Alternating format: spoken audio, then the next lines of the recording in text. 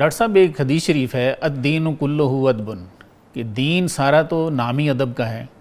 تو سر جو ہمارے سلف اسلاف چلے گئے ہیں ان کو صدیاں گزر گئی ہیں, کیا ان کو آج بیٹھ کے ڈسکس کرنا اور برے انداز میں کرنا, ان کی غیبت کرنا, ان کی بے ادبی کرنا کہ وہ فلاں مشرک تھا فلاں کافر تھا, کیا دین کی تعلیم یہی ہے سر؟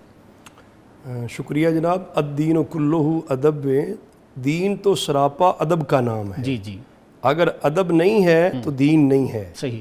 اور ادب کی برکت سے ہی لوگوں کو نصیب ملتا ہے, اچھا نصیب ملتا ہے. صحیح. اگر ادب نہ ہو تو بے نصیب ہوتے ہیں, ادب ہو تو بانصیب ہوتے ہیں. سر اب تو نہ زندوں کا ادب نظر آ رہا ہے نہ مردگان کا ادب نظر آ رہا ہے, تو اس پہ کچھ ارشاد فرمائیں, خاص طور پہ جو چلے گئے ہیں جی جی ان کے بارے میں کیسے گفتگو کرنے کا حکم ہے قرآن حدیث تو میں؟ جو کچھ حکم ہے دین اسلام کا اس کے مطابق تو ہمیشہ یہ ہے کہ بڑوں کا احترام کرنا ہے, ادب کرنا ہے. حدیث پاک کے اندر تو یہ آتا ہے لیس منا من لم یرحم صغیرنا ولم یوقر کبیرنا. رسول اللہ صلی اللہ علیہ وسلم نے فرمایا وہ ہم میں سے نہیں ہے جو چھوٹوں پہ شفقت نہیں کرتا, رحم نہیں کرتا اور بڑوں کا احترام نہیں کرتا. بڑوں کی تعظیم و تکریم بجا لانے والا حضور علیہ السلام کا ہے.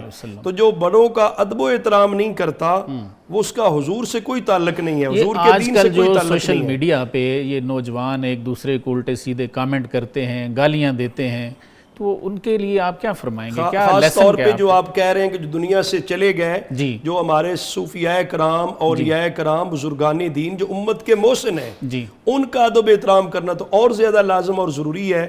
آقا حضور علیہ السلام نے تو عام مسلمان کے بارے میں بھی یہ ارشاد فرمایا اذکروا محاسن موتاکم وکفوا عن مساویہم, کہ جو بھی مسلمان دنیا سے چلا جائے صحیح تمہارے لیے لازم یہ ہے آپ اس کا ذکر کرو تو اس کی خوبیاں ذکر کرو, اچھے لفظوں میں اس کا ذکر کرو, اور اس کی برائیوں سے اپنی زبانوں کو روک کے رکھو. زبانیں روکنے کا حکم تو ہے, زبانیں دراز کرنے کا نہیں ہے. آج کل جو کچھ سوشل میڈیا پہ کیا جا رہا ہے یہ دین اسلام کے سراسر خلاف ہے. کسی مسلمان کے بارے میں بھی جو ہے نا اس کا پردہ دری کرنا, اس کی عزت دری کرنا اس کی شریعت میں قطعاً اجازت نہیں ہے.